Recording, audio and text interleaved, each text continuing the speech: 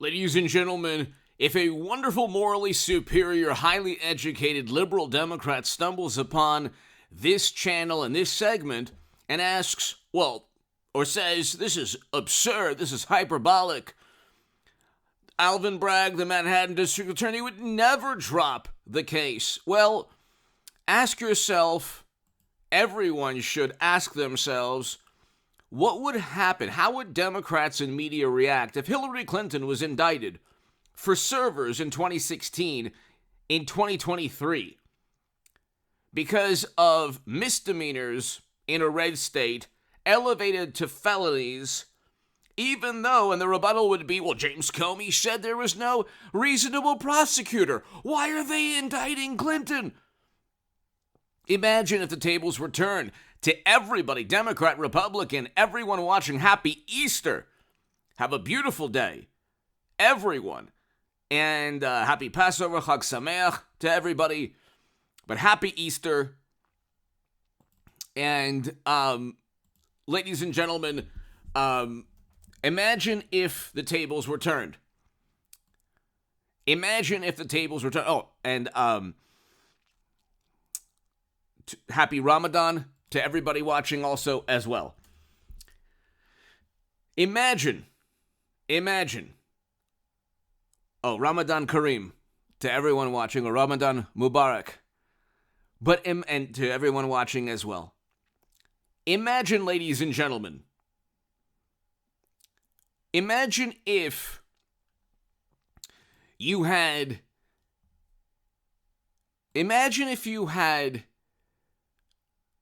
Clinton indicted because Republicans in a red state utilize state laws.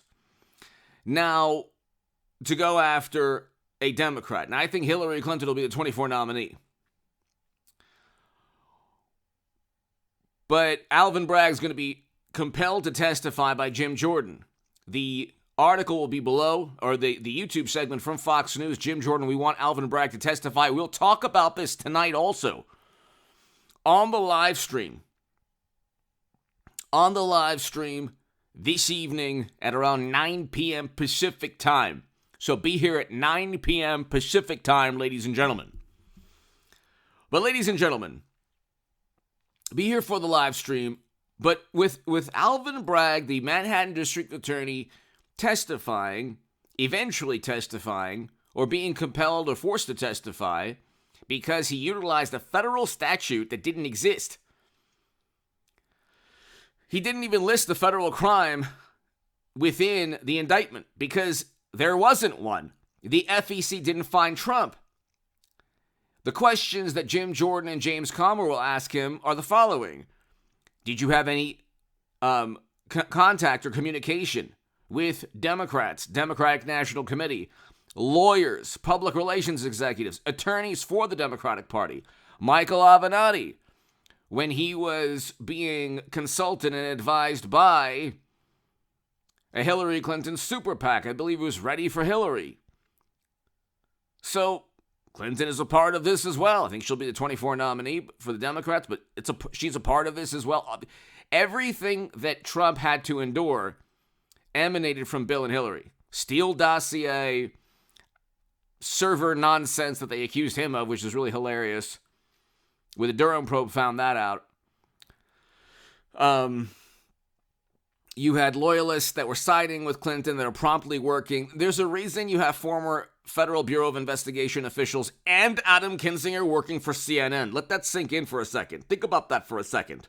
Imagine if the tables were turned again and you had people who tried to set up and frame a Democratic president, and now they're working at Fox News. Just like when Debbie Wasserman Schultz was forced to resign because they were cheating Bernie Sanders, and the DNC emails told the truth, just like Matt Taibbi and Michael Schellenberger and other reporters told the truth, and true journalists told the truth about the Twitter files. Imagine, ladies and gentlemen, if the tables were turned and you had the truth about Trump being told. I mean, there is no truth about Trump being told. It's only lies. So almost every story about Trump for the past 7 years has been full of lies, allegations that are baseless claims, absurd leaps of logic, and subjective, opinionated statements. Oh, he's dangerous. He's bad for democracy. Yeah, okay, whatever. We're 90 seconds to midnight with mashed potato brains. Okay? From the Bulletin of Atomic Scientists, it's directly because of his foreign policy.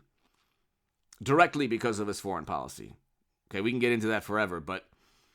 And Trump, we had record low poverty in 2019, record highs in household median income. You just look, I mean, when you have imbeciles saying, oh yeah, Trump abandoned the working class. Like, what? Every demographic group, especially people without a high school degree, did better under Trump. Every demographic group. Without a college degree. And it's like nobody cares. The media you have to understand, the media says the same thing all the time. It doesn't matter if you're the Atlantic or the Times or the Washington Post or Rolling Stone or Vanity Fair or Esquire or Jimmy Kimmel or tech before, Elon Musk took over Twitter. It's the same thing, and still Trump gets about half the electorate. Imagine if they didn't converge against Trump and it was just, media was just pretty much apolitical like they used to be 20 years ago. Bush v. Gore, nobody cared. Like Wolf Blitzer didn't care at CNN.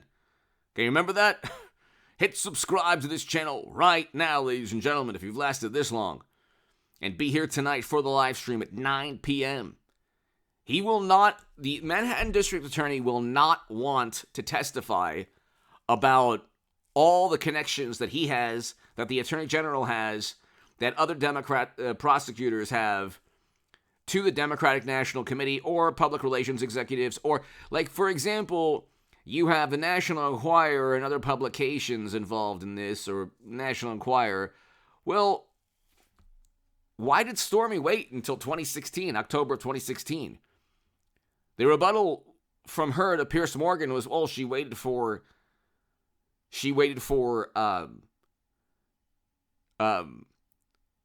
the NDA to be solved, that issue to be solved. Well, okay, but why did she change her mind? She'd already accepted $130,000 from Michael Cohen, not from Trump, from Michael Cohen, who, by the way, through his attorneys and in Congress, stated there were no campaign finance violations. Then Democrats said if you don't plea guilty to campaign finance, you'll spend a lot more years in prison because, oh, by the way, you owed millions upon millions to the IRS. See, all of these people who go after Trump have more skeletons in their closet than a graveyard. And so the way media portrays everything is that Trump is the embodiment of criminality. He's the one who was extorted by Stormy and her attorneys, and so Avenatti's now in prison. And you can look at, the actor that made up an absurd fantasy in Chicago. You can look at all these people. Alec Baldwin accidentally ended a woman's life. Okay? Trump didn't. The knock on Trump, they said he could end someone's life and people will still vote for him. Well, actually, people are still through social media, Alec Baldwin. It's like, well, he accidentally ended someone's life. And still he has fans. Okay? So it's and the manner he did was like, oh my God, now he's going to be on trial for what happened. The point is, look at the people after Trump. Look at the people who've devoted their lives. Jimmy Kimmel probably has skeletons like you could not believe. But the thing is, even when he goes after Trump every night, that's a campaign finance violation. That's not a First Amendment issue because you almost certainly have his producers and directors working alongside Democrats or consultants or lawyers or advocates or whatever linked to the Democratic Party. It's free political advertising to the tune of millions of dollars a night or a month, or tens of millions a month probably. But, you don't have a concerted effort by all of these people all at once to get Trump.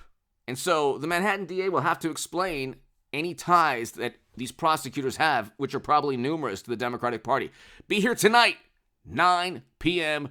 Pacific time for the live stream.